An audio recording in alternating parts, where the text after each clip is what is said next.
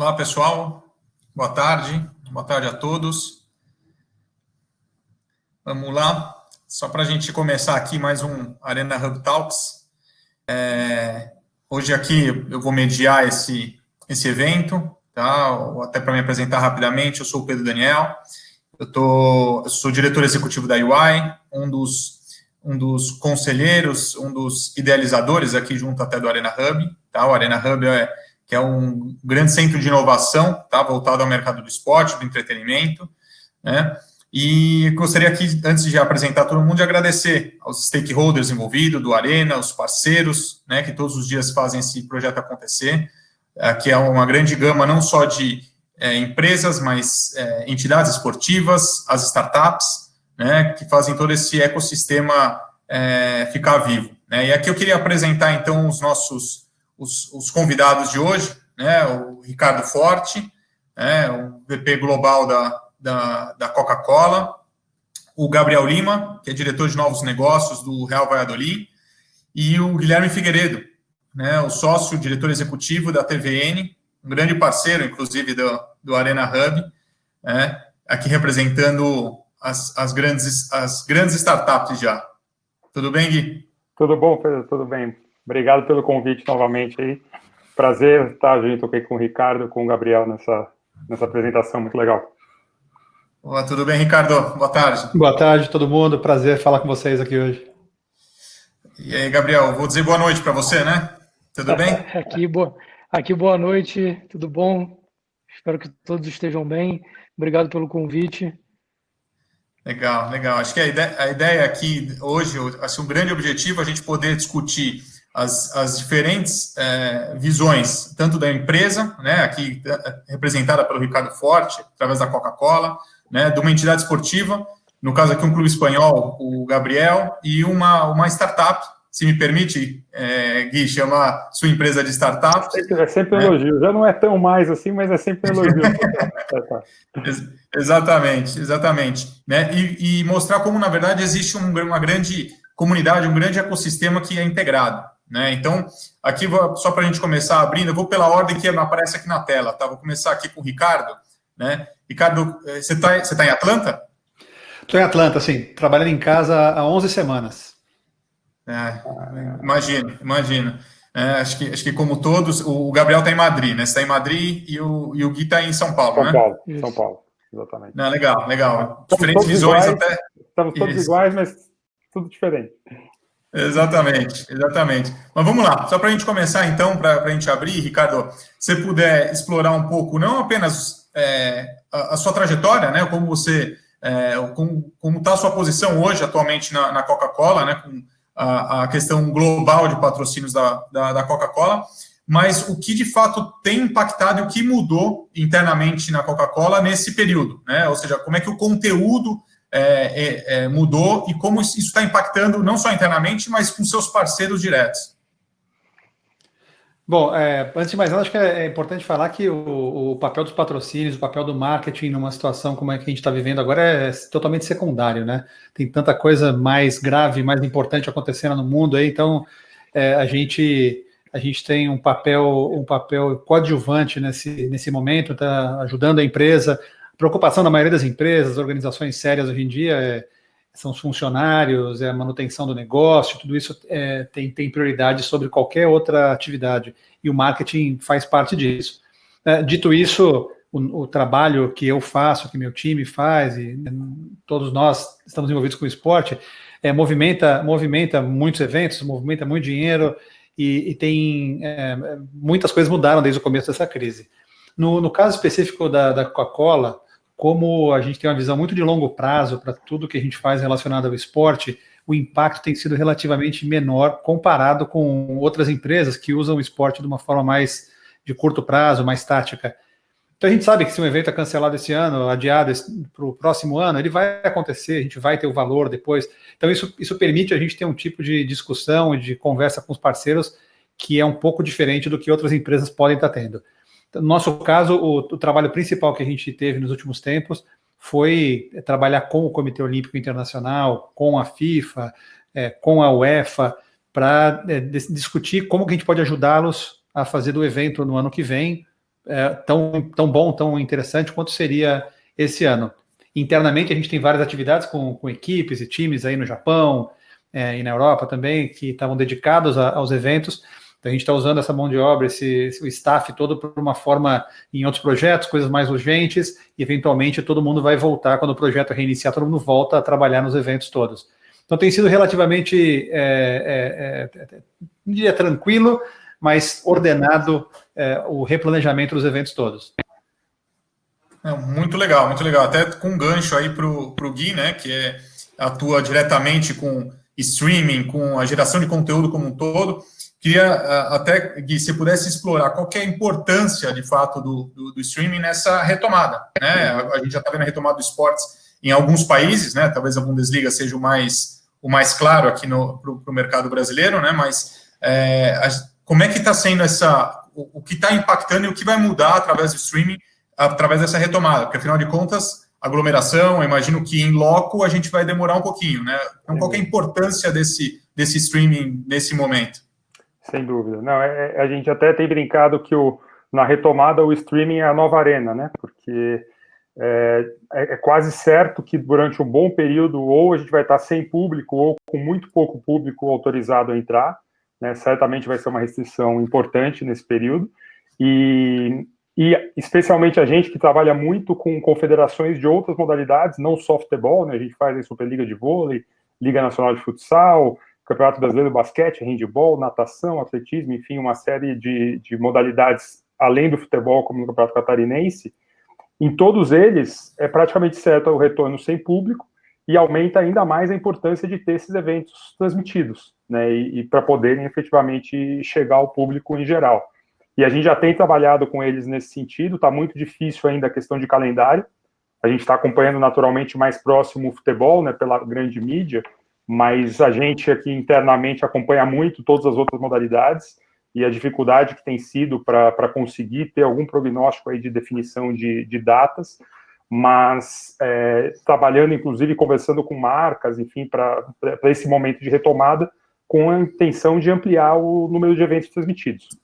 Isso é muito claro, para a gente é muito duro, né? Na N Sports a gente vive praticamente a audiência 95% em evento ao vivo exclusivo, que é o nosso grande forte, né? Praticamente 96% dos nossos eventos são ao vivo e exclusivos. Então, quando a gente não tem o esporte, isso realmente complica. A gente tem feito bastante conteúdo até, lives com confederações, fizemos treino em casa, até unindo esportes diferentes. A gente fez um super bacana com o Magnus Futsal e o Osasco Vôlei treinando juntos, né? Para fazer essa brincadeira de cross modalidades. Mas a gente sabe que o esporte ao vivo não tem como substituir, então a gente está trabalhando muito forte para essa retomada, a gente poder ser ainda mais importante para as confederações que a gente trabalha.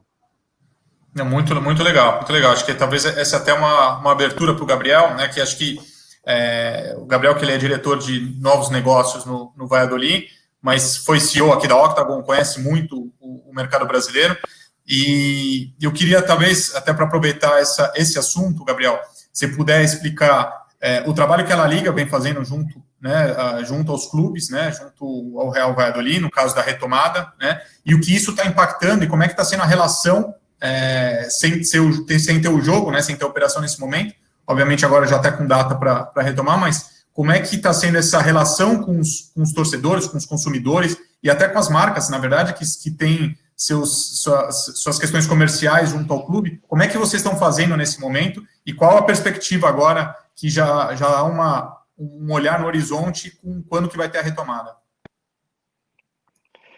Sim, totalmente. Na verdade, a gente faseou o trabalho, né?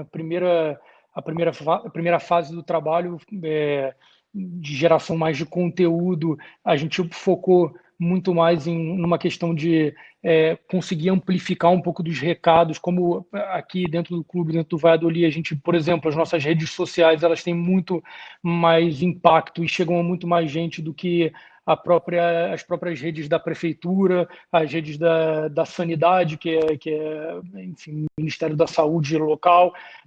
A gente usou as nossas redes um pouco para amplificar essa mensagem, muito na linha de que, olha, tudo que a gente está fazendo é secundário, vamos chegar nas pessoas para passar os recados que têm que ser passados nesse momento de crise. Então, a gente transformou, na verdade, o nosso hub de conteúdo num conteúdo de serviço muito mais para o nosso torcedor.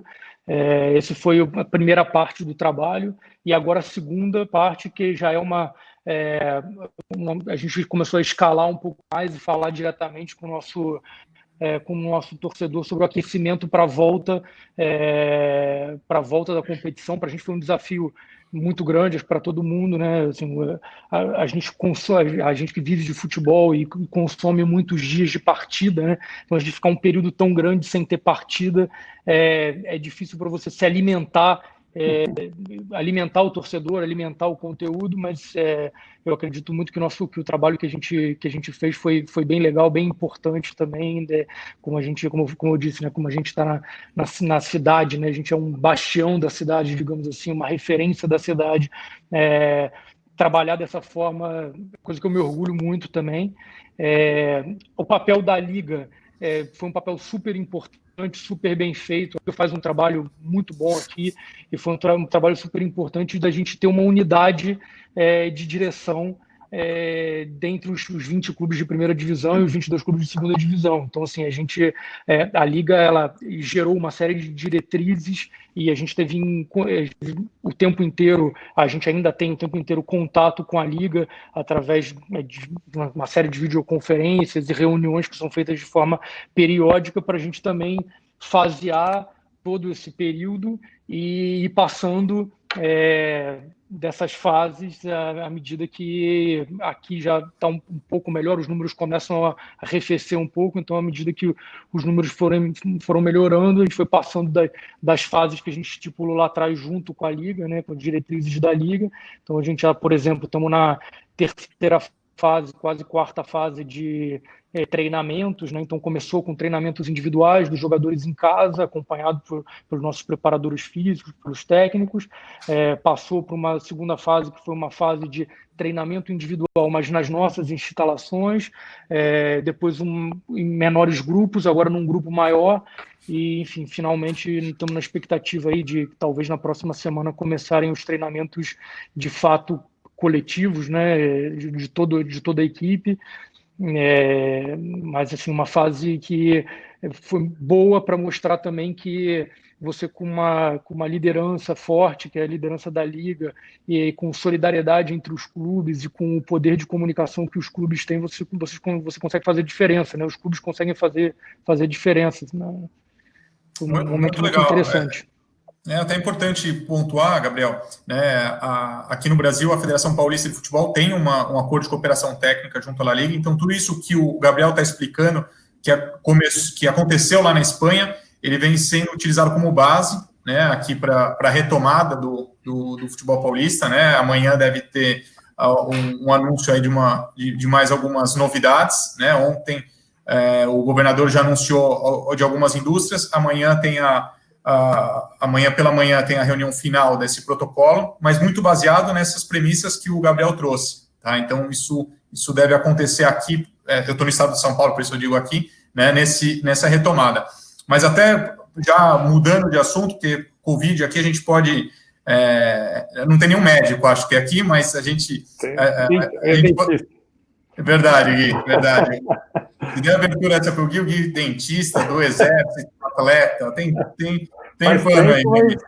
Foram 10 anos ficando, então alguma coisinha. Você ainda lembra, né? Mas já faz 10 anos que eu não atendo ninguém, então sou mais do esporte do que da odontologia hoje.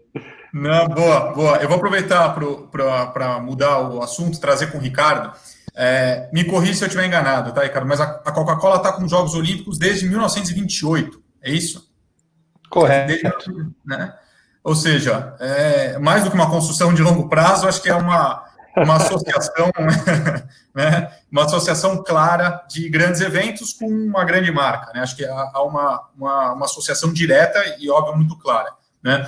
Eu queria que você pudesse, se puder aqui explorar com a gente, trazer um pouco desse trabalho, não desde 1928, mas a mudança que isso teve de lá para cá, da relação marca-conteúdo, né? O conteúdo mudou completamente, né, dos Jogos Olímpicos, seja com a entrada das televisões, né, vindo do século passado para cá, né, depois com a internet, hoje com os streamings, com as mídias sociais, né?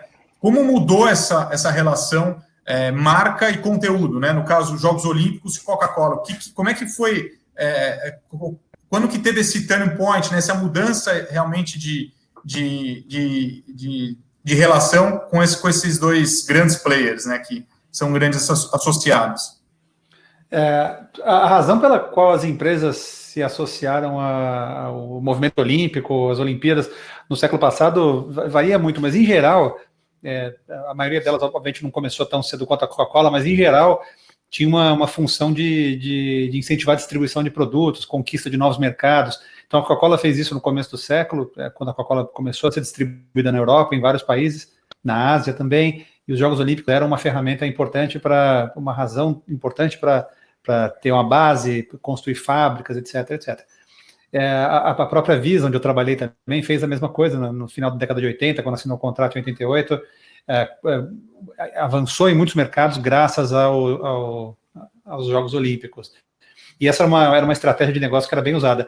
Com o tempo, a importância do evento e do conteúdo aumentou drasticamente. Depende muito, até hoje, do tipo de empresa que você tem, do nível de globalização da empresa. Se você é um patrocinador local, patrocinando os Jogos Olímpicos, obviamente a importância do evento em si, do que está acontecendo nas arenas, nas piscinas, nos ginásios, isso é muito mais relevante para você do que para um patrocinador global. Os patrocinadores globais, há muito tempo, eles já se preocupam mais com o conteúdo que você consegue criar, gerar através dos jogos para promover suas marcas nos outros países. Então, apesar da importância de conteúdo ter virado algo muito importante na última década para a maioria das marcas, marcas que são tradicionalmente globalizadas como a Coca-Cola já usam o conteúdo, já buscam conteúdo há muitas décadas para poder levar esse evento para o resto dos países todos. Algumas vezes a gente trabalha com o evento em si, o próprio o que está acontecendo na competição é conteúdo para a gente. Algumas vezes a gente cria conteúdo separado, como, por exemplo, o tour da Copa do Mundo, que a gente inventou com a FIFA em 2005, ou então até a viagem da tocha olímpica no país sede, em alguns eventos no passado internacional também. Tudo isso é forma de gerar conteúdo proprietário para se diferenciar, porque mesmo sendo um clube relativamente pequeno, o número de patrocinadores dos Jogos Olímpicos, da Copa do Mundo, tem muita gente querendo tirar uma lasquinha, tem muita atividade, muito atleta, muito televisão, todo mundo querendo contar sua própria história. Então a exclusividade do conteúdo faz toda a diferença para diferenciar e para ser lembrado. Completamente, né, Gui? Até, então, ele extrapolou bastante, não só da relação Comitê Olímpico, né, Jogos Olímpicos como um todo, né, mas acho que extrapolando um pouco do que a gente falou do futebol, que o Gabriel trouxe uma linha, óbvio, claramente, né, do futebol, até porque ele representa um clube de futebol, mas como é que você vê esse desafio, Gui, para você conseguir levar a experiência dessas lives, né, do esporte, né, seja para outras empresas, seja para o mercado corporativo, para outras pessoas, né, você que transmite tantos esportes, né, que historicamente não tem espaço, né, quando a gente fala fora da internet, antigamente era só a televisão, você tinha a grade horária, né, então muitos esportes foram moldados para ter o tempo, né, para eles entrarem nas grades horárias, né, com essa mudança, como é que você trabalha, qual que é a importância disso, e o que você tem feito exatamente para incentivar esses esportes que historicamente não tem o mesmo espaço de mídia do que os outros. Até pegando um pouco o gancho do que o Ricardo falou, o fato da Coca-Cola estar desde de 1928, certamente uma boa parte do crescimento da Olimpíada vem de um grande trabalho que a Coca-Cola fez na comunicação. E a gente vê isso muito em outras modalidades também. Você pode ver o Banco do Brasil com o vôlei, por exemplo, é impossível dissociar, né, a imagem de Banco do Brasil e vôlei, e é o que a gente mais defende, né, o que a gente mais conversa. A própria N Sports com a Netshoes foi um pouco isso. A Netshoes ela era muito mais do que só dinheiro, ela era uma smart money, pensando em como é que a Netshoes consegue nos ajudar a ampliar a audiência desse processo todo. Então, esse trabalho da marca de abraçar uma modalidade, como a Caixa fez no basquete, como a Caixa faz no atletismo, na ginástica, por exemplo, é fundamental. E a gente, nessa linha de transmissão, a gente acaba justamente ajudando a dar mais visibilidade para aquelas marcas que já tinham uma modalidade para trabalhar, mas acabavam naturalmente, por conta de dificuldade do espaço da grade, tanto na TV aberta quanto fechada, poder efetivamente transmitir e dar exposição para isso. E o OTT, né, a internet, ela tem essa enorme vantagem. A gente já chegou a ter 7, 8 jogos simultâneos de diferentes modalidades acontecendo ao mesmo tempo. E o Sport TV, por exemplo, só consegue fazer isso praticamente numa Olimpíada, né? A gente vê ali o Premiere com 4 eventos simultâneos às vezes, mas o próprio Sport TV tem 3 canais e não consegue dar esse número simultâneo ao mesmo tempo. Então, o streaming, ele vem justamente para ajudar a construção dessas histórias. E é muito bacana ver o Ricardo falando de uma história desde 1928, e é isso que a gente mais pede para as marcas nas modalidades, né? E tem muita oportunidade nas modalidades olímpicas, tem muita história para ser contada, a gente que acompanha mais de perto, né, os atletas, as equipes, a batalha que é no dia a dia, tem muita história bonita para ser contada, não só pelo alto rendimento, que acho que é importante, mas pelos valores do esporte, né? Certamente a Coca-Cola não patrocina só porque é de altíssimo rendimento, tem todo um valor por trás que é importante passar. Então, dá para brincar muito com isso, né? Emoção, disciplina, respeito, enfim, uma série de atributos que o esporte traz e que tem que ser construído, e a gente está justamente trabalhando nessa contação de histórias. Uma aderência de marcas, né? Acho que o Gui, a empresa dele, a TVN, acho que ela materializa muito aquilo que é o propósito do Arena Hub, né? É uma startup, começou como uma startup, né? Uma grande empresa, que no caso é a Netshoes, né? Se me permite até comentar com você, claro. essa abertura na fala, a Netshoes, né? Quem fez boa parte do investimento inicial, sim, né? E o trabalho junto às entidades esportivas para a transmissão, seja do futsal, do vôlei e de todos os esportes, né? Ou seja, vale até colocar. Vou te interromper 30 segundos. A Netshoes, aí acho que é sempre importante citar, porque eles acreditaram na gente, literalmente, num PowerPoint. É óbvio que tinha toda uma história de empreendedorismo por trás, tal, mas quando a gente apresentou para a Netshoes, era um PowerPoint, era um sonho, e a gente falava, nós vamos trazer as confederações, porque a gente sabe que elas têm essa necessidade de transmissão. Agora não dá para ser um trabalho de curto prazo, porque senão vai ser um voo de galinha e a gente não vai fazer a diferença que a gente quer dentro do esporte brasileiro. Então a gente fez um contrato de longo prazo, conseguiu tirar do papel, a gente teve depois, aí a hora que parou de ser startup, né, a gente recebeu um aporte de um fundo, do Fundo Inova 2 no início de 2019, e que nos permitiu ampliar direitos, ampliar o crescimento, mas aquele investimento semente mesmo, o seed investment, foi sim a Netshoes ali acreditando num PowerPoint e alguns empreendedores malucos que tem uma grande ideia. Exatamente. É isso aí, né? É muito legal ver a diferença do grau de maturidade, né, da empresa, né, como você está dizendo, né? Um PPT é uma grande ideia, né? Obviamente com seu histórico, né? Para quem não conhece o Gui é ex-Globo, é um cara que já tinha uma bagagem forte aqui, né? E não só meu, acho que vale citar sem dúvida a SM, né? O Luiz Fernando e o Generoso, que estavam comigo ali naquele momento inicial e que foram super importantes para o processo como um todo. Não, muito legal, muito legal. Gabriel, eu vou te mandar uma pergunta, na verdade, que enviaram aqui, tá? Porque foram duas pessoas diferentes que mandaram a mesma pergunta aqui para você, então deve ser um assunto importante aqui. Porque, ó, eu vou ler do Carlos, tá? A La Liga faz alguma ação para diminuir a diferença da divisão das rendas nas cotas de televisão, né, em relação, principalmente, o Barcelona e Real Madrid, né? Como o Valladolid se posiciona? Ou seja, como é que tem sido esse trabalho, né, sabendo que a La Liga, de fato, teve o decreto real, acho que é até importante você explorar isso, mas essa mudança que aconteceu de 2015, principalmente, para cá, né, e qual que é a posição do Valladolid, e até aproveitando a pergunta do Carlos, que eu gostaria que você explorasse, como é que vocês definiram, né, você, o Ronaldo, os outros sócios do projeto, definiram comprar o Valladolid? Como é que vocês chegaram nesse direcionamento e falaram assim, esse aqui é o clube que a gente quer? Boa, ótimas perguntas. Primeiro, vou pela mais fácil. Então, primeiro que como é que a gente chegou no Valladolid.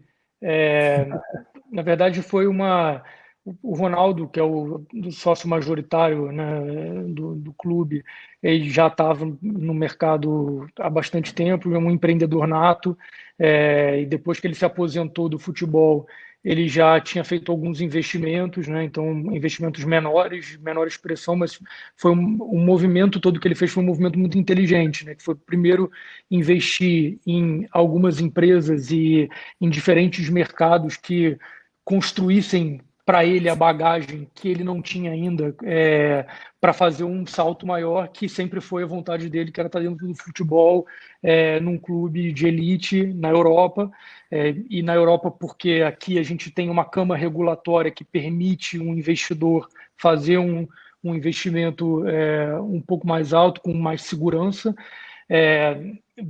Foi feito um assessment, né? Então depois de alguns anos do Ronaldo nesse processo de aprendizado e outras empresas e participar de boards, ser acionista de outras empresas, ele é acionista de várias empresas, né? Algumas majoritárias, outros não. Foi feito um assessment em várias ligas, se definiu a Liga Espanhola como mais atrativo por uma questão que aí eu vou usar isso como gancho depois, que era também os direitos de TV e a forma como se está escalonado os direitos de televisão. Dentro do assessment surgiu o Valladolid, que é super interessante, na verdade se despontou de cara como o clube mais interessante, porque você tinha um clube com uma história incrível, mais de 90 anos de história, que já participava da primeira divisão do futebol espanhol ativamente, então desde 91 anos de história do Valladolid foi mais ou menos metade na primeira divisão, metade na segunda divisão. Ele está numa região que ele é uma cidade, Valladolid é uma cidade de 300 mil habitantes, que é uma cidade de tamanho médio aqui na Espanha, dentro de uma região que é uma região de Castilha e León, que é uma região de 2,5 milhões de pessoas, e que dentro da região e da cidade é o único clube na primeira divisão. Então, assim, você tinha um potencial, a gente já enxergou de cara um potencial de crescimento, de tamanho de torcida muito grande, de área de influência muito grande. Então, foi um pouco a decisão e o processo decisório foi um pouco depois se acordou, obviamente, dentro do assessment, do diligence, valuations e acordos financeiros, e já vai completar 2 anos como principal acionista do clube. E aí, respondendo à segunda pergunta, que é sobre a divisão dos direitos de TV, vem melhorando, né? Vem melhorando já com a chegada do presidente Tebas, que é o presidente da Liga, com o decreto real que você falou um pouco, mas assim, a gente entende que o processo ainda pode ser melhorado, mas o processo ele já é muito melhor do que ele foi no passado, né? No passado, você tinha cada um dos clubes negociando o seu próprio direito de TV. Então, você imagina, você tinha uma força de Real Madrid, Barcelona e 2 ou 3 clubes mais, Atlético de Madrid, Valência, Sevilha, que são clubes mais fortes e que têm um potencial e que têm uma área de influência internacional mais forte.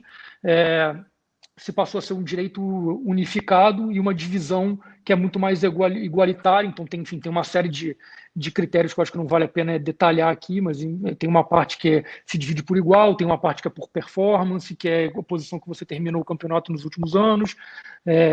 Isso permitiu com que alguns clubes, por exemplo, dessem um salto na primeira divisão de 4, 5 milhões de euros por ano para 30, 40 milhões de euros por ano. Então, isso faz uma diferença brutal. Se você olhar a situação econômica dos clubes hoje, você vê como isso foi um fator capital dessa mudança. Então, todos os clubes hoje, a maioria dos clubes, né, de primeira divisão hoje, que estão há 2, 3 anos na primeira divisão, tem uma situação de conta praticamente saneada, com dívida pequena, a maioria fazendo investimento em patrimônio, fazendo investimento em centro de treinamento, fazendo investimento em estádio. Você vê uma uma comunicação dos clubes muito mais profissional, você vê executivos que eram executivos de mercado presentes nos clubes de futebol, então assim, é um mercado que está em ebulição, numa crescente. Eu sim acho que tem espaço para melhorar ainda, mas o trabalho que foi feito até aqui é um trabalho incrível, principalmente de crescimento com essa unificação. O principal trabalho foi o crescimento para fora da Espanha, né? Então foi o crescimento nos direitos internacionais, né? Então você vendeu o produto La Liga para fora da Espanha, para outros países, isso se multiplicou nos últimos anos e são mais de 2 bilhões de euros em direitos de TV, se você juntar enfim, direitos nacionais e direitos internacionais, né? Então a Liga tem uma série de representações, são escritórios espalhados no mundo inteiro, representantes espalhados no mundo inteiro que que seguem um curso unificado de expansão super agressivo e que tem dado resultado, né? Então eu acho que cada vez mais isso reflete também na qualidade do campeonato, na qualidade dos atletas que são revelados aqui. É só olhar um pouquinho e ver das últimas 10 bolas de ouro, acredito que 7 ou 8 estavam jogando aqui, todas eram do Cristiano Ronaldo, do Messi, a maioria, né? Mas estavam jogando aqui na Espanha. Então, é injusto, sim, Gabriel. Podemos botar número de Champions também. Mas é fato, né? Uma boa métrica. Dados são dados, né, Gabriel? Não tem como mudar os dados. Os números não mentem. Os números não mentem. Verdade. Mas o Gabriel trouxe uma informação que é muito relevante, muito discutida aqui no Brasil. O próprio Guilherme, aqui, através da empresa dele, participou do processo, né, aqui dos direitos internacionais no Brasil. Né? Para vocês terem uma ideia das grandes ligas globais, né? Vou citar 5 principais da Europa. Absolutamente todas têm as suas propriedades comerciais centralizadas, ou seja, são vendidos os campeonatos, né? Aqui no Brasil, isso é propriedade dos clubes, né? Então, isso, ao mesmo tempo que você dá como propriedade do conteúdo, entre aspas, para o clube, né, como ele dono, né, você deixa de vender o produto. Então, há uma dificuldade muito forte, principalmente, a gente consegue ver isso em números, utilizar o mesmo dado, Gabriel. Hoje, a receita com direitos internacionais no Brasil é 0. Né? Na La Liga nós estamos falando de mais de 1/3, né? Chega a quase 40%, acho que é 36% ou 37% vem de direitos internacionais, né? Se você for para a Premier League, é quase metade da receita vem de direitos internacionais. Então, óbvio, acho que no Brasil a gente está construindo algumas coisas, mas de 2015 para cá na La Liga, acho que você respondeu bem para o Carlos, tinham 2 pessoas que eu esqueci o nome, mas uma delas foi o Carlos. O que isso mudou? O bolo aumentou, basicamente isso, né? Então, a divisão vira uma segunda discussão, então todos acabam ganhando, né? E aí, vou trazer uma outra informação da La Liga para passar a bola para o Ricardo. Dentro da La Liga, 70% do consumo dela, ela vem através de plataformas, seja elas de e-games, fantasy games, tudo aquilo que é digital, ou seja, na verdade é tudo através do jogo. Existe um jogo de futebol lá no fundo, né? Como o Gabriel falou, ele disse que é bom, né? Vou conferir um pouco mais nessa temporada. Tá, né? Mas dia 8 aí para ver. Verdade. Mas, na verdade, a grande monetização e o grande consumo é no entorno, através, basicamente, né, eu queria entrar nesse assunto de e-games. Como é que a Coca-Cola vem trabalhando isso? Existem ações voltadas para esse mercado? Quais são os cases que vocês estão trabalhando?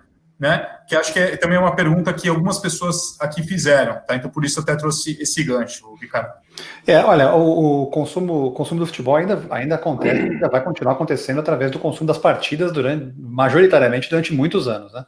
Mas, obviamente, você olha nos últimos tempos, tem outras formas de consumo, através de apostas, como você falou, através de esportes, tudo isso tem ganho um papel cada vez mais importante. Para a gente, esportes é mais gaming do que esportes. Esportes é uma pequena facção do que significa o mercado de game. Mas, em geral, o mercado de videogame para a gente é muito importante, porque ele representa, assim como a ocasião de assistir um jogo de futebol, ele representa uma ocasião de consumo de bebidas, né? E é sempre bom lembrar que eu trabalho para vender bebida, né? Não para vender esporte. Então, o esporte é uma ferramenta que a gente usa. Esse é o core, né? Não vou esquecer disso.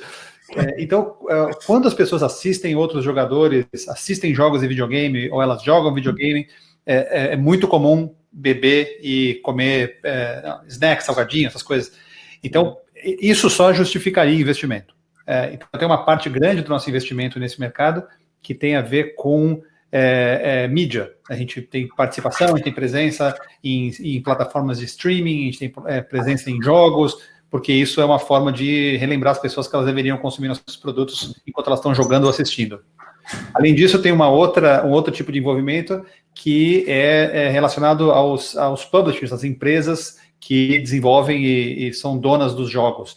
A gente tem alguns trabalhos específicos, algumas vezes eles estão ligados a coisas que têm referência no mundo real, né? Então, o trabalho que a gente faz com a Electronic Arts EA com FIFA, que já dura quase 20 anos, acho que a gente começou a fazer isso em 2002 ou 2003, é um trabalho que ele é associado ao que a gente faz com a FIFA. Então, a gente trabalha com a FIFA, com a EA, e a gente faz torneios juntos, a gente usa influenciadores, a gente usa gente que tem a ver com futebol, que gosta de futebol.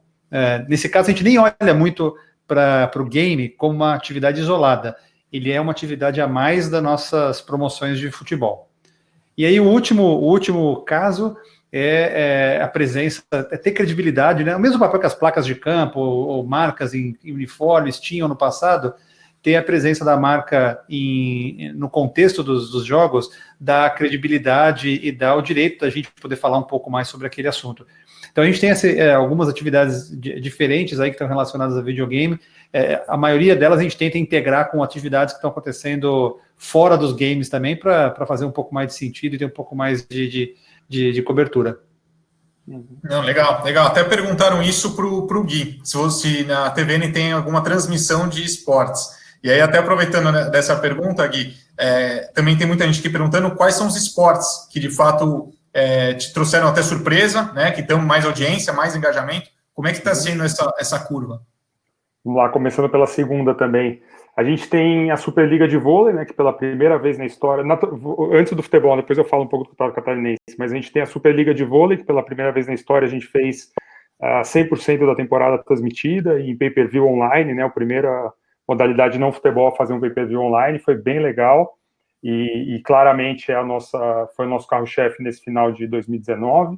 Estamos agora com a Liga Nacional de Futsal, que teria começado dia 27 de março, e começa agora, logo na sequência, deve ser ali por julho, agosto, mais ou menos, deve começar a Liga também com 100% da temporada transmitida e também trabalhando no pay-per-view. Aliás, a gente deve fazer em breve um lançamento um pouco diferente, enfim, as equipes também estão precisando, né, de ajuda, não são só tem naturalmente o pessoal que está sendo muito afetado pela Covid, mas o esporte também precisa de ajuda e a gente tem que fazer alguns movimentos para isso. Mas a gente teve o CrossFit, por exemplo, que foi uma surpresa de audiência. A gente transmitiu durante 2 temporadas o Brasil CrossFit Championship. Handball é sempre uma boa audiência também. O handball, para mim, é a modalidade que tem o maior potencial de crescimento no Brasil, disparado do que ele é hoje, o que ele pode ser pelos atletas que o Brasil tem. A gente tem a Messi, né, do handball feminino e ela joga fora do Brasil e acaba sendo pouco divulgado isso. A Liga de Basquete Feminino é interessante, também com a temporada 100% completa, enfim. Troféu Brasil de Atletismo a gente fez com exclusividade, faria a seletiva da natação com exclusividade olímpica também. E o Campeonato Catarinense, naturalmente, por ser futebol, é o de maior audiência, e aí normal, né? Tanto o Campeonato Catarinense como a própria Corinthians TV, às vezes um jogo treino do Corinthians na Corinthians TV Play já é suficiente para bater os recordes de audiência, às vezes, dependendo do momento do Corinthians, é isso mesmo. Sobre os games, é um pouco mais complicado, porque os games eles nasceram no streaming, né? Os games eles têm o Twitch, que é uma plataforma fortíssima e gigantesca e de larga aceitação pelos gamers. O próprio Buia, que é do próprio Free Fire, né?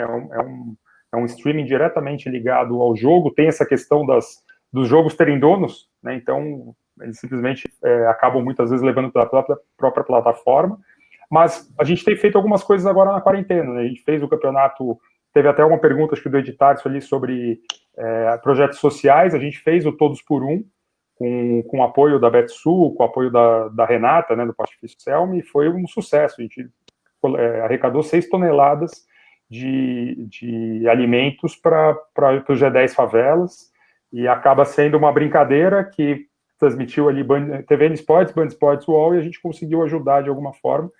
Então hoje a gente, como o Ricardo falou, a gente trata mais como game, e como a gente vai fazer agora, com a LNF especificamente também, a gente trata mais como um aquecimento da temporada do que o eSports mesmo, e a competição do eSports.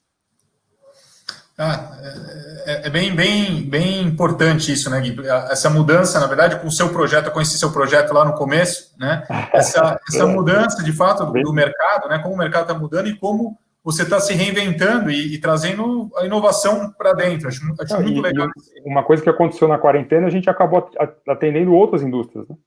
Corporativo, a experiência de fazer uma live esportiva, ela é muito mais difícil fazer uma live esportiva do que uma live de música, por exemplo.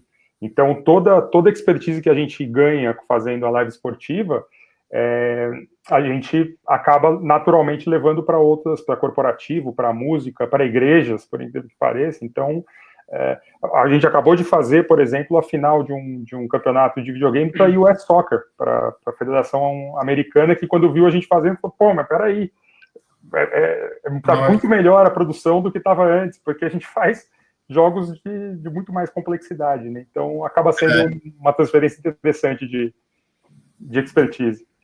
Verdade. Ô, Gabriel, tem muita gente perguntando, porque você tem o histórico de trabalhar no Brasil, né? Tanto pela Octagon, mas, né, para não prolongar muito, pela Octagon especificamente, né?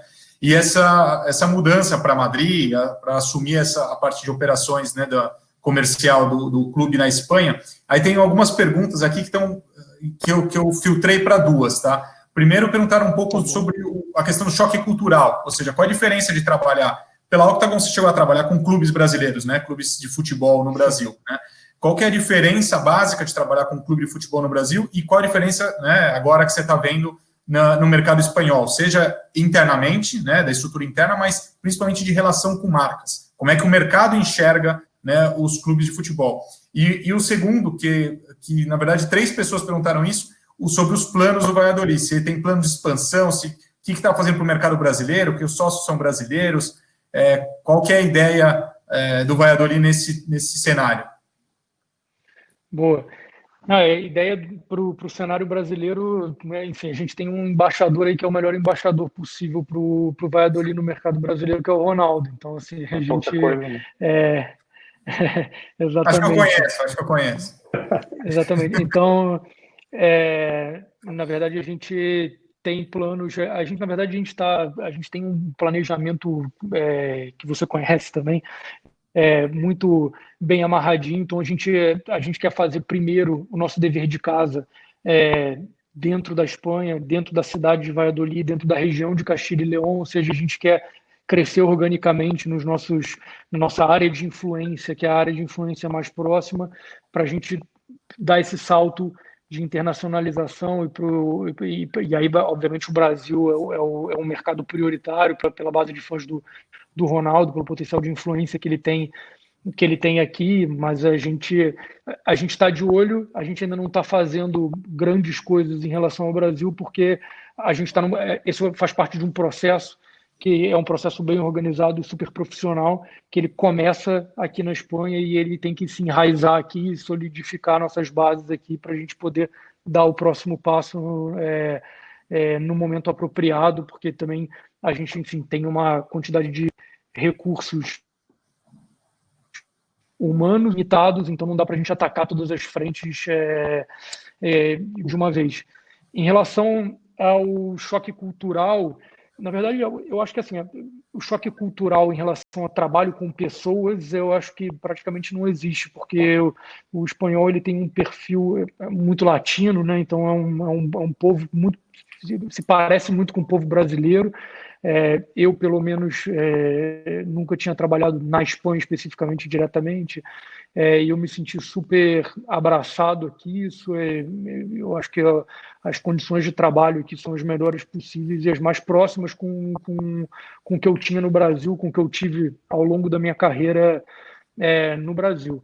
Aqui, você tem também como no Brasil, assim, o futebol é uma paixão muito grande, né? Isso foi uma coisa que, apesar de eu saber e já ter estudado o mercado espanhol, é muito impressionante, né? O Marca, que é o jornal local, é o jornal de maior circulação do país, entendeu? Então, você imagina, o jornal esportivo é o jornal de maior circulação do país. Então, assim, está muito enraizado na cultura, o futebol está muito enraizado na cultura, diferente do que é no Brasil. Você tem muito regionalismo, né? Então os clubes eles representam muito regiões. Então no Brasil você tem, por exemplo, se você pegar Corinthians, Flamengo, eles têm uma gama de torcedores enorme no Nordeste, torcedor no Sul, torcedor pelo Brasil inteiro. Aqui não acontece muito isso, as torcidas são muito regionalizadas. Isso é uma diferença que eu diria muito grande, principalmente da forma como você se relaciona com o seu torcedor. Então, assim, aqui, por exemplo, o clube na cidade realmente é aquela religião. Então, isso é uma diferença muito grande. Do ponto de vista de marcas, eu acho que tem uma diferença também. As relações, eu acredito que as relações aqui elas já estão solidificadas em relações um pouco mais de longo prazo, né? Então a gente tem a Coca-Cola, por exemplo, que é a Coca-Cola local, né? É patrocinador nosso há muitos anos. A gente fechou um negócio agora com a Estrela Galícia, que é um relacionamento de longo prazo. Eu acho que os executivos aqui locais entendem muito bem essa relação do que o clube representa para a cidade, do regionalismo que isso representa. Você acaba tendo muitos patrocinadores que são patrocinadores locais. Isso também tem uma diferença no meu modo de enxergar as coisas. Mas, de uma forma geral, como é um país muito latino e que tem uma semelhança muito grande, né, de relações interpessoais e de relações profissionais. O choque cultural não foi tão forte, né? E aí, talvez até, acho que o Ricardo Forte pode explicar um pouco até mais, né, sobre o choque, né? Você já atuou no mercado asiático, da América Latina, agora no mercado americano, né? Acho que sentiu um pouco, né, Ricardo? Cada lugar, não tem lugar fácil nem lugar difícil. Cada lugar tem suas coisas aí diferentes e desde que você tenha a mente aberta para entender o que os consumidores locais, que as pessoas no trabalho, como eles pensam, o que eles querem, tudo acaba se acertando. Eu trabalhei na França, trabalhei na Índia, trabalhei aqui nos Estados Unidos algumas vezes, e cada lugar tem seus desafios aí, mas isso ajuda a dar referência para a gente. Então, quando o Gabriel fala do mercado espanhol, isso tem coisas semelhantes ao mercado americano, ao mercado brasileiro também, então ajuda a conversa e a experiência a ficar mais interessante. Mas antes que eu esqueça, Gabriel, obrigado pela parceria. Eu sei que o pessoal da Coca-Cola da Espanha é muito, muito orgulho da parceria com vocês aí, então um abraço para todo mundo no clube. Que bom. Muito legal. Então, deixa eu até te perguntar, então, Ricardo. Porque... Estamos em período de renovação de contrato, então, de repente, eu te mando um e-mail depois. Boa, Gabriel. Não é comigo, não, hein? Não é comigo, não. É com o pessoal da Espanha, né, Ricardo? Não, boa. A gente também está buscando uma marca de refrigerante para TV Esportes. Opa! Tá vendo? Aproveitar aí. Já aproveitar. Fechar dois negócios de uma vez só aqui. Dois ao mesmo tempo, melhor ainda. Peraí, Ricardo, a bola está quicando. Tem um terceiro aqui, porque está acontecendo aqui. O Arena Hub tem mais de 40 associadas. Arena Hub.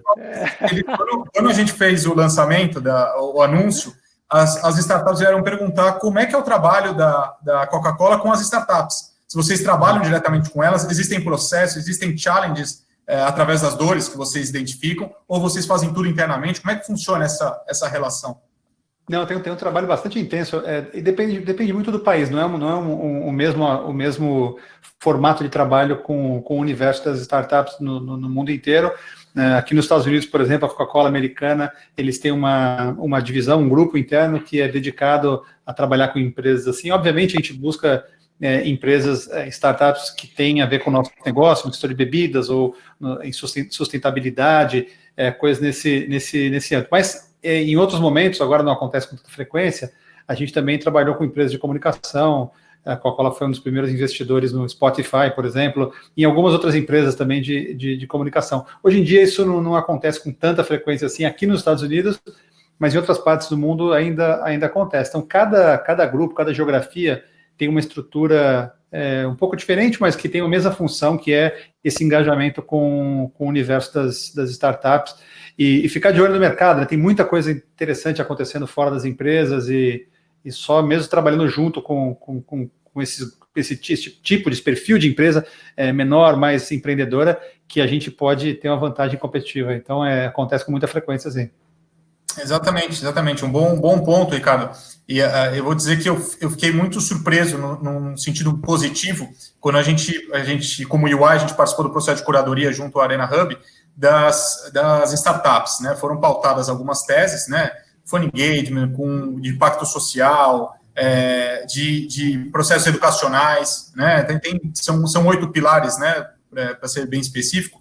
E eu fiquei muito surpreso de maneira positiva, não só das startups no Brasil, mas de startups que, seja de Israel, seja de americanas, de outros mercados, que queriam entrar com projetos assim sensacionais, plataformas prontas, né, e que queriam entrar num mercado diferente, né, muitas vezes. Queriam entrar no Brasil, e algumas que já existiam para outras indústrias que queriam entrar no âmbito esportivo, né. Então, se a gente vê, por exemplo, de Fun Engagement, tem uma correlação direta com varejo, com todas as outras, né. A parte educacional, né, de processo de capacitação, um cross total. Na área da saúde, né, de performance humana, especificamente. Então, me surpreendeu muito positivamente não só o volume, né, o volume eu até imaginava, mas o grau de maturidade delas, de algumas delas, né, num processo já muito avançado, né. Então, acho que eu até deixo aqui essa oportunidade, Ricardo, de quem for o responsável aqui da América Latina, se você me permite, depois da abertura, conversar com o Baca, o Ricardo Tradi, que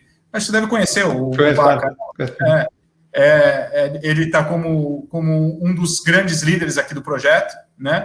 E que talvez entre em contato, então, com o pessoal da América Latina, porque faz muito sentido, faz total sentido para, não só para a Coca-Cola, mas para as startups e por que não, para as entidades esportivas que são grandes beneficiadores nessa linha. Uma das coisas, até comentar com vocês, uma das coisas que acontece com muita frequência são empresas, startups, são empresas de diferentes formatos fora do Brasil, quando elas descobrem que eu sou brasileiro, pedir orientação de como participar do mercado brasileiro, porque é difícil ter um mercado do tamanho do Brasil, com um interesse quase universal pelo esporte, pelo futebol, e que é tão pouco explorado internacionalmente. Então, tem muito potencial. E o trabalho que estão fazendo aí deve ajudar muita gente a entrar no Brasil, a ter uma participação aí que é bom para o mercado todo, é bom para todo mundo, né? Legal. Especialmente nesse momento com a cotação do dólar mais alta, é um momento espetacular. Aliás, teve recentemente, não sei se foi o Financial Times ou o New York Times, que falava exatamente isso, que era um momento bom para investimento em empresas emergentes no Brasil, porque o câmbio tá caro, né? Não tá meio que artificialmente caro, e talvez fosse o momento de usar.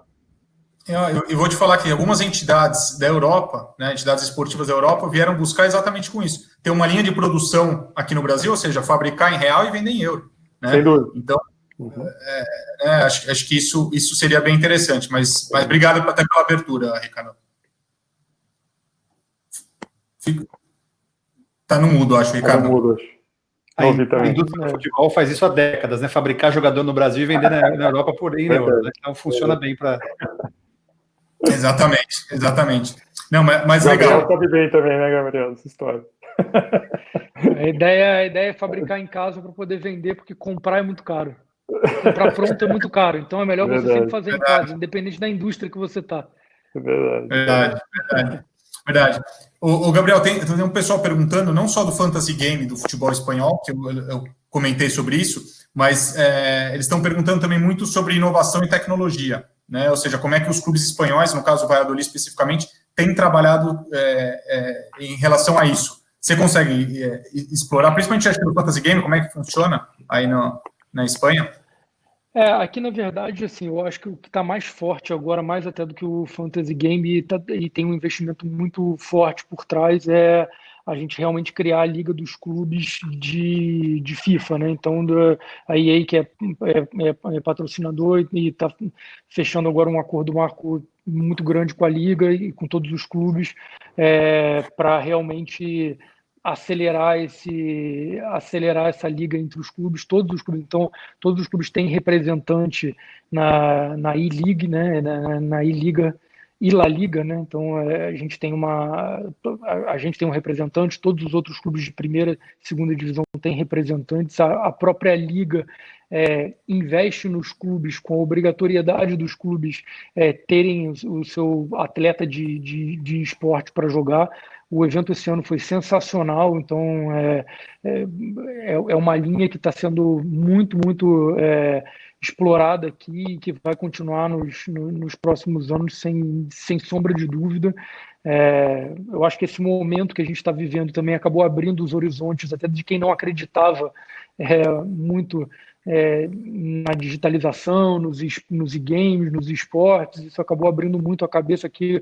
A gente teve, acho que foi um dos primeiros, né, uma das primeiras ligas que a gente teve a primeira partida, que foi a partida entre jogadores, né, que foi o derby aqui de Sevilha, o Sevilha contra o Betis, e que explodiu assim, a audiência, e logo depois as outras ligas também viram o potencial desse negócio e começaram a fazer suas próprias ligas, e começou com um influenciador aqui da Espanha junto com a liga, e acabou tendo um torneio que foi super legal, um torneio que todos os clubes participaram com seus jogadores jogando como os jogadores de esporte. Aí a gente fez um conteúdo incrível aqui com o nosso jogador de esporte sendo coaching do nosso jogador profissional que jogou na liga. E assim, tem uns talentos incríveis, tiveram uns talentos incríveis. Então, eu acho que a gente está experimentando esse momento de crise, ele acaba catalisando e a gente experimenta eu não acredito que vai mudar completamente a indústria, mas eu acredito sim que as tendências vão se acentuar e vão chegar mais rápido, né? Então, o que estava em tendência, que estava começando, a crise tem esse poder de catalisar esse momento, e a gente está vendo muito isso, né? Foi muito noticiado esses últimos dias também um clube da Dinamarca que estava fazendo através de Zoom toda a sua torcida conseguir interagir durante a partida. O jogo foi hoje, então estava todo mundo ligado nisso, uma ideia genial, super bacana. Aqui a Liga está preparando também, a gente está fazendo através da Liga, a gente está preparando o que vai ser que a gente está chamando aqui de arquibancada virtual, então que você vai ter, durante as transmissões, não vai ficar aquele sentimento de que está vazio o estádio, né? Então você vai ter essa arquibancada virtual, toda forma de interação, de conteúdo direto com seu torcedor, você vai fazer muito mais direto, a crise te obrigou a ir nessa direção, e é um caminho um pouco sem volta, né? Então, nesse sentido, eu particularmente sempre acreditei nisso, eu acredito muito nesse caminho de engajamento, de conhecimento do nosso fã, do nosso torcedor, através de interação e através de inovação, e o caminho para mim é sem volta, e tudo que a gente falou aqui, todo esse entorno está contribuindo muito para esse momento. Não, legal, uma observação no jogo do Zoom hoje foi 1-1 e o gol saiu aos 91 minutos. Então imagina, o Zoom deve ter sido uma loucura, né?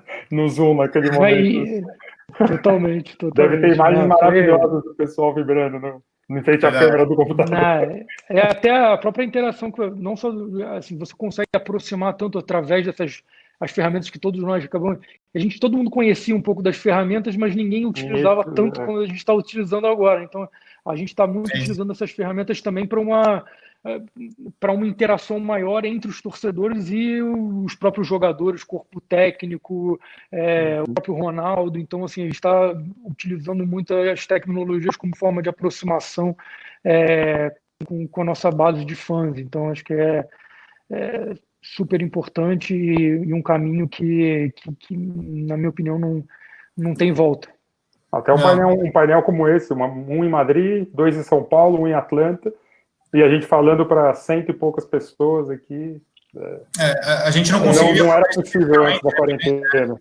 Não seria possível. Exatamente. Deixa eu até avançar, porque na verdade, o nosso tempo estourou um pouco. Como tem muita pergunta, eu vou fechar aqui, fazendo uma última pergunta para cada um, até para a gente finalizar. Tá? Eu vou começar pelo Gui. tá? Que eu acabei estipulando na última, Gui, com o comentário aqui do final da La Liga, tá? O Baca escreveu, o Gui, aqui para você, porque ele é presidente do Conselho de Administração da Confederação Brasileira de Handball. Sim, né? E ele é um atleta, ele é goleiro, né, seleção brasileira, né? E ele gostou do comentário que você fez do handball, e aí eu queria utilizar o comentário dele com um gancho da pergunta aqui do Thiago, que você falou bastante do handball, né, com grande potencial. Uhum. Eu queria que você talvez explorasse um último ponto, que acho que é um pilar também bem importante para a Arena Hub, que é o impacto social, tá? Através do handball. Quando você fala do potencial do handball, ele claramente está ligado à infra que tem nas escolas, né? Então, as escolas têm... Então, a prática do handball ela é muito mais fácil, né?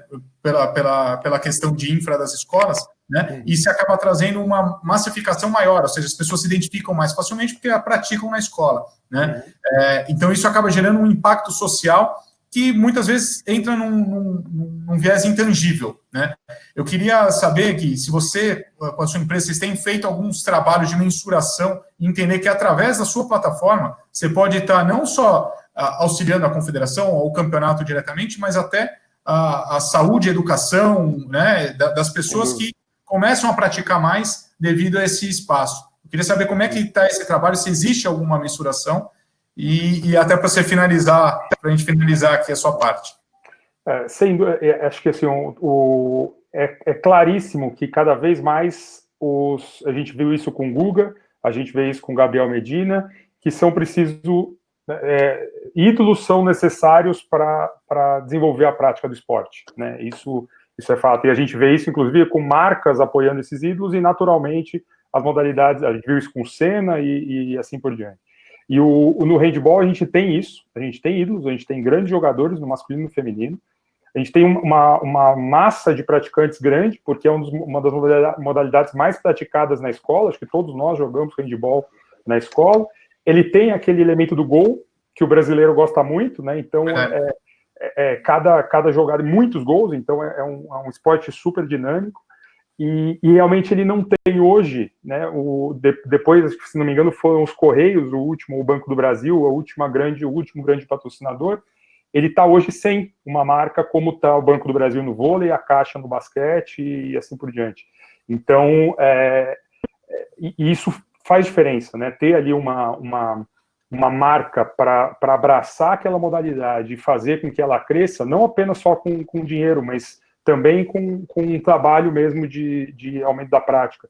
No início, a gente sempre usou isso numa apresentação comercial da N-Sports, inclusive a gente fala que vê duas formas do crescimento do mercado esportivo: a prática esportiva e a visibilidade.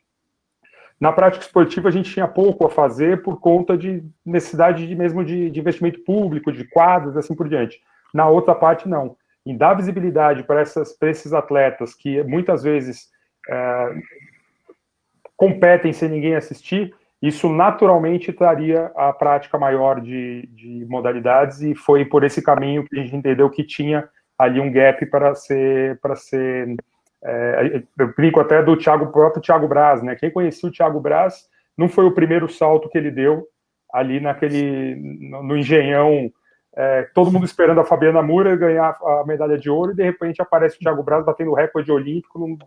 Deve ter sido um dos mais brilhantes dias do esporte olímpico brasileiro, e certamente não foi o primeiro salto. Ele estava há 10 anos já competindo. Então, quando a gente transmite, por exemplo, depois um Troféu Brasil com exclusividade, a gente vê o Paulo André pela primeira vez correr abaixo de 10 segundos, nós que estávamos transmitindo exclusivamente porque não tinha ali uma emissora de TV a cabo aberta transmitindo. Então, isso nos orgulha bastante, sim. Um último ponto só nessa parte social para fechar, e que a gente tem bastante orgulho, é o impacto que a gente faz em produtoras locais. Então, hoje, como a gente produz no Brasil inteiro, a gente acaba gerando muitos empregos com produtoras, com narradores, com comentaristas, com repórteres locais, que às vezes não teriam oportunidade de aparecer, e a gente naturalmente acaba dando uma vitrine, e isso nos orgulha bastante quando um desses acaba sendo contratado por uma grande emissora também. Isso nos orgulha bastante, é um dos pontos que a gente fez diferença assim, na vida das pessoas. Exato. Obrigado pelo convite. Não, imagina, você traz nessa plataforma, você traz o fomento, você traz a grande base, né? É o que você falou, a gente vê o Thiago Braz, a gente vê nas Olimpíadas, a gente vê o topo da pirâmide, né? E muitas vezes a gente não sabe nem a história deles, né? Você não sabe a história, não sabe tudo que passa, e muito menos esse conteúdo que você traz. Então, é muito legal aqui para o mercado, Gui. E a gente vai precisar ajudar o esporte agora, pós-pandemia, porque tem muitos atletas que sim estão sofrendo, porque também a gente acha que é todo mundo Messi, que é todo mundo Neymar, mas não é bem assim, né? A gente sabe bem que, especialmente nas modalidades olímpicas, o dinheiro não flui assim com tanto volume, né? Não é nem só no esporte olímpico, né? Na verdade, no futebol, é isso, exato. E em todos a gente sabe que a realidade não é o que a gente vê na televisão, né? Na final da Champions League, né? Exatamente.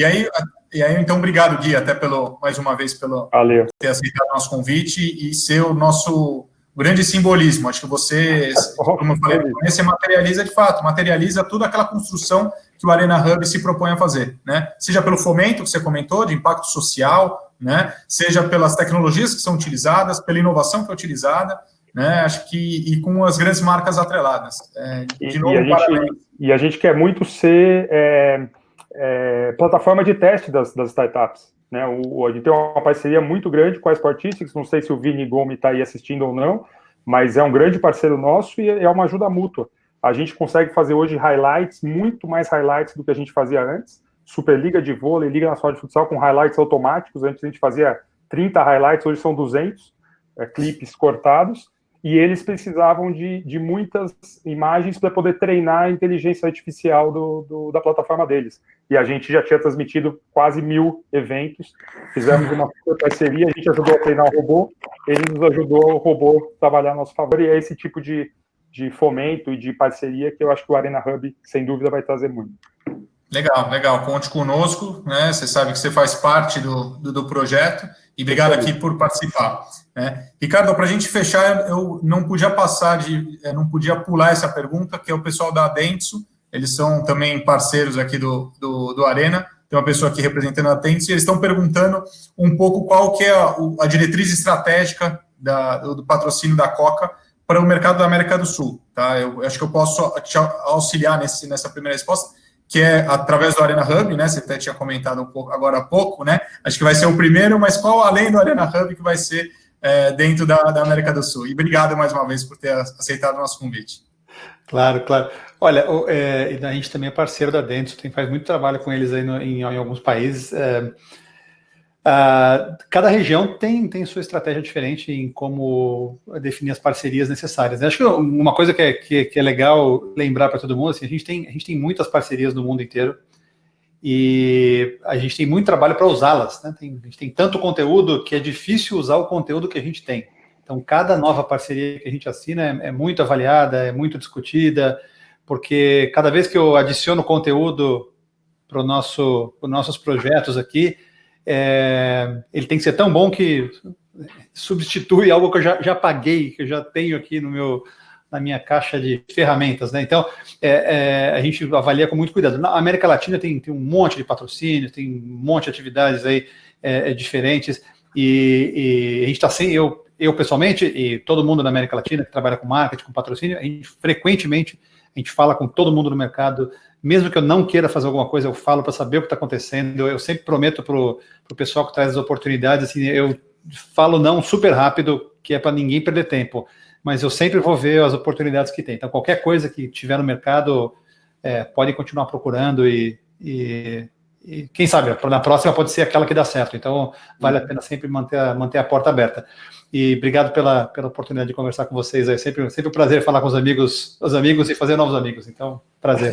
Muito bom. Legal, obrigado, Ricardo. Obrigado. E, Gabriel, até para também não estender o seu horário, que acho que com o fuso a turma aí deve estar brigando com você, né? Mas para a gente... Daqui a pouco as crianças acordam de novo, então... Verdade. A gente falou um pouco, né, para a gente fechar aqui, Gabriel, a gente falou um pouco sobre não só a questão cultural, a gente falou um pouco sobre a La Liga, e a gente falou também sobre os planos de expansão, né, em determinados momentos do próprio clube, né. Aí aqui, eu não queria também pular as perguntas que mandaram aqui, tá, sobre o Valladolid especificamente, e aí a pergunta da questão comercial, que depois que você comentou, veio novamente essa pergunta, eu até pulei aqui os nomes, até peço desculpas, mas acho que para você fechar seria legal você explorar como é que é a relação como é que você tem feito a relação diretamente com as marcas, com a mudança de patamar do clube. Quando eu falo mudança de patamar, que acho que foi aqui a deixa, né, a entrada do Ronaldo mudou completamente o clube de ser um clube local, né, o Valladolid era um clube da região, como você bem falou, né, da região de Castilho e León, né, uma cidade dentro dessa região, e agora ele é uma grande marca global, através do Ronaldo, né. O que isso mudou de relação, né, e até como é que funciona com as marcas que já estavam, né, você comentou até da própria Coca-Cola, quais as marcas que já estavam, essa mudança até de linha do clube, né, hoje um grande clube reconhecido, aqui no Brasil, você está fazendo live no Brasil, o Ronaldo está fazendo palestra no México, né, está fazendo em diversos outros locais, exatamente com essa mudança de foco do clube. Como é que isso vem sendo trabalhado, né, e como é que isso mudou rapidamente internamente, né, ou seja, como é que as pessoas que já trabalhavam no clube há muitos anos têm feito essa mudança também? Então, eu te conto um pouco. Realmente, com a entrada do Ronaldo, né, logo no início, uma explosão de mídia colocou o clube no mapa de outras regiões que não eram só a região de Castilho e León e a cidade de Valladolid. Então, o que a gente fez, na verdade, o primeiro ponto, para deixar muito claro a nossa forma de trabalhar e o jeito do Ronaldo fazer as coisas e o profissionalismo que a gente quer, que a gente continua a implementar no clube, é respeitar os acordos que já estavam firmados, né? Então, assim, que já estavam assinados. Então, assim, o primeiro ponto foi muito um reforço de, olha, respeitamos os contratos que estão vigentes, e aí a gente fez um estudo muito grande também de o que o Ronaldo estava aportando para o clube e quanto que o clube passa a valer nesse contexto. Então, assim, com dados e fatos e com números e com as ferramentas que a gente aportou quando a gente chegou, a gente mostrou, olha, isso daqui, que era desse tamanho, virou desse porque agora o clube ele tem uma visibilidade totalmente diferente, porque não só pela visibilidade, mas pelas ações que estão sendo implantadas no clube. Então, assim, a gente conseguiu fazer de forma bem sucedida algumas renovações comerciais super interessantes, com mudanças de valores e com mais do que as mudanças de valores de patrocínio, até porque como a gente também veio muito eu vim muito dessa escola, a gente sempre deixava claro que o valor a gente sabe que não vai mudar drasticamente, porque eu quero que você abrace o clube e que você me utilize o clube como um ativo seu. Então eu não quero que seja aquele patrocínio na tua folha de pagamento que você faz para proteger do mercado, que você faz só por fazer.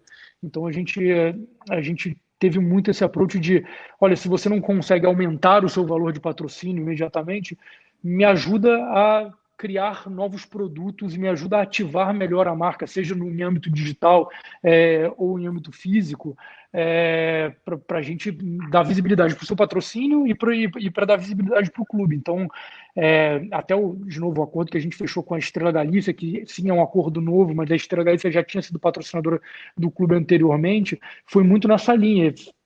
Financeiramente, ele não era a melhor proposta financeira que a gente tinha, mas eles aportavam coisas muito legais que a gente queria de plataforma de marca, como que você impulsiona nosso plano de comunicação, como que você impulsiona o nosso plano de ativação. Então, a gente seguiu muito essa linha e a verdade é que foi super bem recebido. Nesse momento de crise também, os patrocinadores se portaram de maneira espetacular com a gente. Assim, a gente não teve praticamente problema nenhum com os patrocinadores, então todos entenderam. A gente também colocou o clube como plataforma de mídia potente, né, à disposição para amplificar as mensagens que eles tinham a passar. Então, Eu acho que a gente não teve nenhuma mudança muito brusca, nenhuma quebra muito brusca. A gente fez questão, sim, de falar que a gente, olha, respeitamos os acordos anteriores do clube, vamos respeitar os acordos até o fim,